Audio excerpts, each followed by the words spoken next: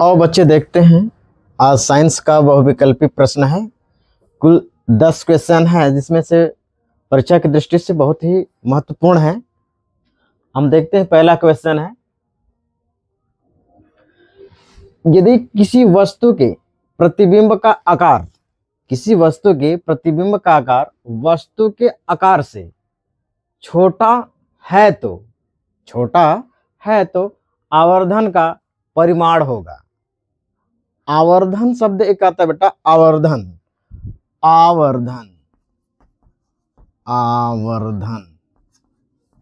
यहां कहा है कि प्रतिबिंब का आकार वस्तु के आकार से छोटा होता है तो आवर्धन का परिमाण क्या होगा, माप क्या होगा।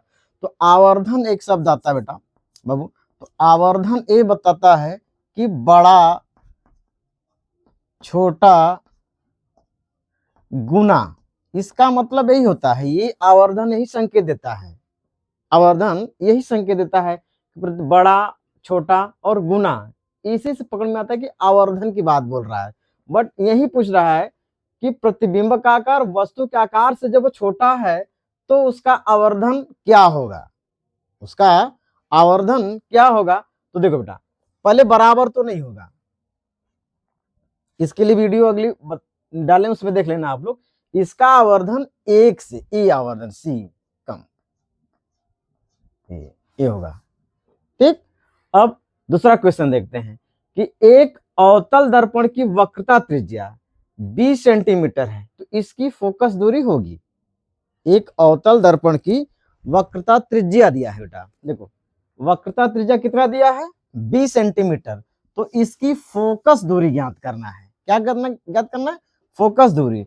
वक्रता त्रिज्या मतलब आर दे दिया है आपका 20 सेंटीमीटर और आपका एफ पूछ रहा है ना, एफ पूछ रहा है। तो एक फॉर्मूला है फिजिक्स का कि एफ बराबर r/2 होता है। फोकस दूरी जो होती है वक्रता त्रिज्या की आधी होती है, बट इसमें आपसे फोकस दूरी पूछ रहा है ना, तो फोकस दूरी एफ बराबर होगा, नहीं ठीक बेटा, एफ बराबर -r/2। तो एफ का मान निकल के आ जाएगा आपका, ये देखो बेटा 20 है ना, तो 20 पहले मान भरो यहाँ और माइनस लगा दो, तो इससे काटोगे तो क्या आ जाएगा एफ का मान, -10 सेंटीमीटर। 10 सेंटीमीटर, तो देखो इसमें कहीं है 10 सेंटीमीटर माइनस, देखो यहाँ है ना, B option, B is the right answer. Focus दूरी कितना निकल के आ गई, -10 सेंटीमीटर। क्योंकि अवतल दर्पण है बेटा यहाँ ना, अवतल दर्पण में ये सभी चीजें देखो, अवतल दर्पण में फोकस दूरी भी माइनस में होती है, वक्रता त्रिज्या भी माइनस में होता है, यू का मान ये भी माइनस में होता है। बदलता है तो कौन, बस भी, ए प्लस माइनस दोनों रहता है, ए प्लस माइनस दोनों रहता है। क्यों, यदि प्रतिबिंब आभासी बना तो v का वैल्यू प्लस लिया जाता है, और प्रतिबिंब जब वास्तविक बनता है तो v का मान माइनस आता है। ठीक, आगे चलते हैं हम लोग, अगला क्वेश्चन देखते हैं हम लोग। तीसरा, किस दर्पण के लिए फोकस या मुख्य फोकस आभासी होता है। ये बहुत मस्त है, मैं वेरी वेरी इंपॉर्टेंट क्वेश्चन है बेटा, वेरी वेरी इंपॉर्टेंट क्वेश्चन है, समझो मोस्ट इंपॉर्टेंट क्वेश्चन है। तीसरा करेक्ट, किस दर्पण के लिए फोकस या मुख्य फोकस आभासी होता है, ध्यान देना, है बहुत मस्त प्रश्न है क्वेश्चन। ऑप्शन दिया है अवतल दर्पण, उत्तल दर्पण, ए व बी दोनों। ए व बी का मतलब अवतल दर्पण और उत्तल दर्पण दोनों की बात बोला है, ए व बी दोनों, और इनमें से कोई नहीं। आप बताओ होगा क्या, क्या हो सकता है आपके हिसाब से, बताओ। अवतल दर्पण का तो होगा नहीं, ध्यान देना, कह रहा है कि मुख्य फोकस आभासी होता है, अवतल का नहीं होगा। अवतल का मुख्य फोकस वास्तविक होता है, इसका मुख्य फोकस क्या होता है, वास्तविक, तो ये तो होगा नहीं। अब जब ये नहीं होगा तो इसमें तो भी ऐसे ही कट गया, ये तो ऑप्शन कट गया ना। आप देखो, क्योंकि जब यहां से अवतल कटा तो इसमें अवतल है बी, ये अवतल है तो ये तो कट गया ऐसे ही। अब देखो इनमें से कोई तो हो नहीं सकता, तो बचा क्या ऑप्शन बी, उत्तल दर्पण का फोकस या मुख्य फोकस आभासी होता है बेटा। देखो किस दर्पण के लिए मुख्य फोकस आभासी होता है? उत्तल दर्पण का मुख्य फोकस आभासी होता है और अवतल दर्पण का मुख्य फोकस या फोकस वास्तविक होता है। क्या होता है? वास्तविक। अवतल का वास्तविक होता है, उत्तल का आभासी। तो इस प्रश्न में यही कहा ना कि फोकस या मुख्य फोकस आभासी होता है, तो उत्तल दर्पण का फोकस या मुख्य फोकस आभासी होता है। ठीक, आगे चलते हैं, चौथा क्वेश्चन देखते हैं। इनमें से कौन सा दर्पण वस्तु से छोटा व आभासी प्रतिबिंब बनाता है? ध्यान सुनना बेटा, कह रहे इनमें से कौन सा दर्पण, दर्पण कौन से हैं? अवतल दर्पण, उत्तल दर्पण और समतल दर्पण। ये सभी, यही बच्चे डाउट खाते हैं, जहां ये सभी देखे तुरंत इस पे क्लिक मार देते हैं कि ऑप्शन ए सही है, option D is the right answer मार देते हैं। मगर ऐसा नहीं है, प्रश्न पहले एक बार पढ़ो पहले आप। कह रहा आभासी, ऐसा नहीं कि ये आभासी बनाता है, ठीक, ऐसा नहीं कि ये आभासी बनाता है, ये आभासी बनाता है। एक और बात, इसमें आभासी के साथ साथ, आभासी प्रतिबिंब के साथ साथ बेटा ये भी इसमें शब्द जोड़ा है छोटा। ये ध्यान दो, इसको थोड़ा से देखना बहुत जरूरी होता है। कभी कभी जल्दीबाजी में आभासी मार देते हैं कि अवतल दर्पण, अवतल दर्पण बनाता है, छोटा बनाता है, बट आभासी नहीं बनाता है। बट इसमें कहा है छोटा व आभासी। ये छोटा प्रतिबिंब बनाता है भाई, बट आभासी नहीं बनाता है, ये वास्तविक बनाता है। ठीक, यहां से प्रश्न मिलेगा, आपका आंसर यही छुपा है। ये तो है बेटा, ये तो है आभासी प्रतिबिंब। आभासी प्रतिबिंब भाई अवतल दर्पण बनाता है, बट छोटा नहीं बनाता है ना। ये आभासी बनाता है बट छोटा नहीं बनाता है, ऐसे ही कट गया ये। यहां से तो राइट आ रहा है, बट यहां राइट नहीं है, आभासी है। मानते हैं भाई हम कि आभासी बनाता है, बट ये छोटा, अरे आभासी बनाता है बट छोटा नहीं। ठीक, आगे देखो बेटा, ये छोटा नहीं बनाएगा ना, ये वास्तविक बनाता है, छोटा बनाता है, वास्तविक बनाता है और बिंदु के आकार का बनाता है। तो ये तो कट गया। अब आगे चलते हैं। अब बात आती है बी ऑप्शन की, उत्तल दर्पण। देखो बेटा यहां बहुत मस्त है, आभासी बनाता है उत्तल दर्पण, और उत्तल दर्पण सदैव हमेशा आभासी और वस्तु से छोटा प्रतिबिंब बनाता है, यानी B is the right answer. समतल दर्पण की बात इस पे एक भी दे दे, समतल दर्पण, तो समतल दर्पण बेटा वस्तु के बराबर प्रतिबिंब बनाता है। ठीक, अब हम अगले क्वेश्चन पे चलते हैं। ठीक, इसको आप देख लो, हो गया ना। अब आओ नेक्स्ट क्वेश्चन देखते हैं, पांचवा क्वेश्चन देखते हैं। ठीक है, हम लोग कह रहा है कार्बन का सघन रूप है, कार्बन का सघन रूप है। देखो बेटा ये परीक्षा की दृष्टि से मोस्ट इंपोर्टेंट क्वेश्चन है बेटा, देखना मोस्ट इंपोर्टेंट क्वेश्चन है, ध्यान देना। ये परीक्षा की दृष्टि से बहुत अच्छा। तुम लोग बताओ, 30 सेकंड का समय देता हूं, आप इसको बताओगे। चलो बताओ पहले।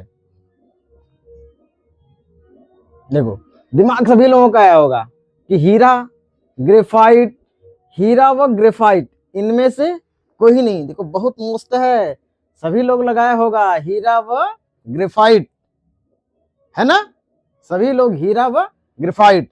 क्यों से देखो अब दिमाग में यही होगा कि हीरा ग्रेफाइट सही आंसर है, बट यहां देखो घंटे पड़ गया ना, हीरा व ग्रेफाइट पहले नहीं होगा।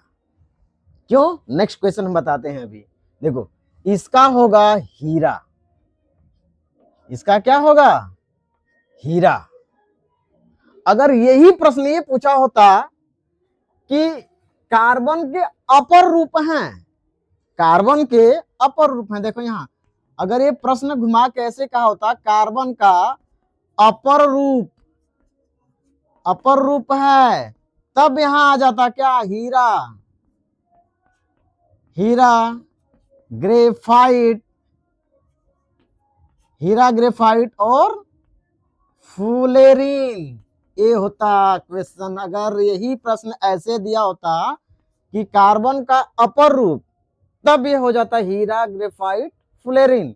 बट यहां प्रश्न घुमाया है, ध्यान सुनो। देखो कार्बन का सघन रूप, कार्बन का सघन रूप, तो यहां बेटा क्या होगा, हीरा। A is the right answer. Graphite नहीं होगा, ये नहीं होगा। ठीक, अब नेक्स्ट देखते हैं। कार्बन का वह रूप, कार्बन का वह रूप जो काला लेड के नाम से जाना जाता है। ये भी देखो मोस्ट क्वेश्चन है। कह रहे हैं कार्बन का वह रूप जो काला लेड के नाम से जाना जाता है। एक बार देखे होंगे आप, जब हम लोग पेंसिल से लिखते हैं तो उसमें जो ग्रेफाइट होता है, ग्रेफाइट वो ब्लैक कलर का होता है ना, लिखते समय काला चलता है कि नहीं, काला चलता है ना लिखते समय। वही कह रहा है कि काला लेड के नाम से जाना जाता है। क्या जाना जाता है बेटा, ग्रेफाइट। कहाँ ग्रेफाइट है, देखो इसमें एक ग्रेफाइट है। A is the right answer, graphite. काला लेड, जहां अगर शब्द मिल गया काला लेड तो काला लेड में ग्रेफाइट के लिए संकेत कर रहा है। तो ग्रेफाइट, कार्बन का रूप जो काला लेड के नाम से जाना जाता है वो है ग्रेफाइट। अब अगला देखो, 7वां क्वेश्चन देखो, कह रहा है कि निम्न में से प्रोपेनॉल का क्रियात्मक समूह है। प्रोपेनॉल का क्रियात्मक समूह है। देखो ये भी बहुत अच्छा चीज है। मैं बोला हूं बेटा आप लोग क्रियात्मक समूह याद कर लो। ठीक, क्रियात्मक समूह रख लो दिमाग में, हर जगह काम देगा। अब देखो प्रोपेनॉल, आल शब्द, क्या है, आल शब्द है ना, प्रोपेनॉल आल शब्द। तो प्रोपेनॉल देखो CHO है, देखो CHO है तो अल शब्द जुड़ेगा। क्या शब्द जुड़ेगा बेटा, अल। तो ये हो गया होता प्रोपेनल, प्रोपेनल।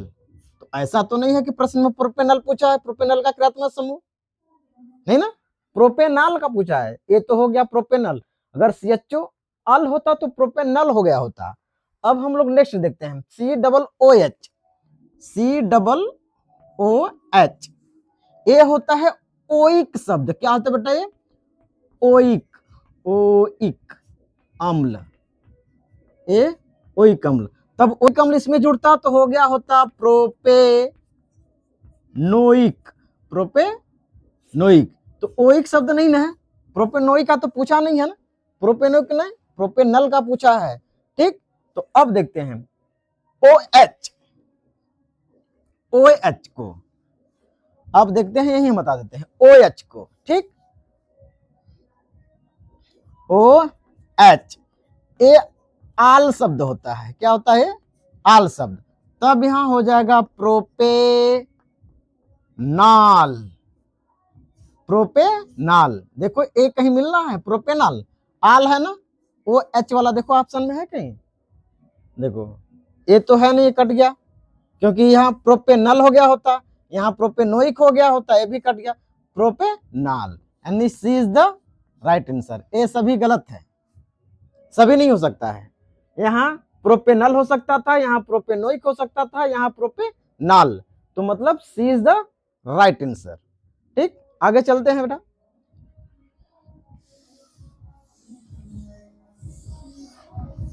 देखो कह रहा है 8वां क्वेश्चन देखो, एसिटिलीन का IUPAC नाम, एसिटिलीन का IUPAC नाम। देखो एसिटिलीन साधारण नाम बेटा, अब साधारण नाम है, साधारण नाम एसिटिलीन।